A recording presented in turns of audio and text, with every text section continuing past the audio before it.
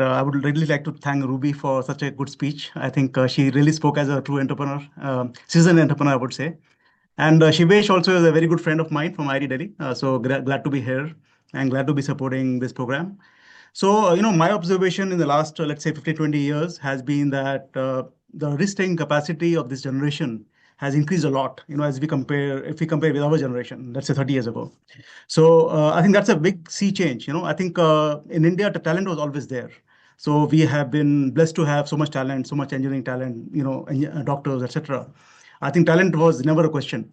What was required was risk-taking capacity, and that is something that we see has changed quite a lot in the last, I would say, so many students this program, and because I think all of them really wants to take the step forward, right? So that is, I think, one ingredient which has changed immensely in the last few years.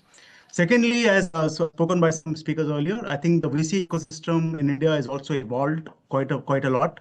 I would say about 20 years ago, there was nothing called a VC in a structured manner.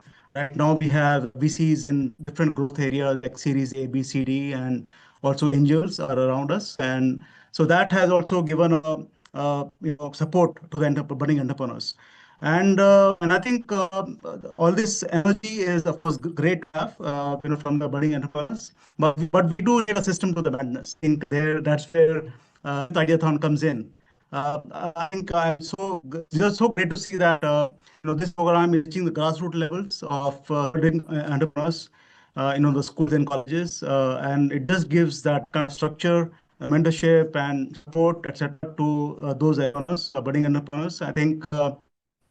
And as mentioned by previous speakers, I think this is really a nation-building exercise which India really needs to become sovereign in many multiple senses, and of course also become economic powers. And one more thing I read recently was about the RDF.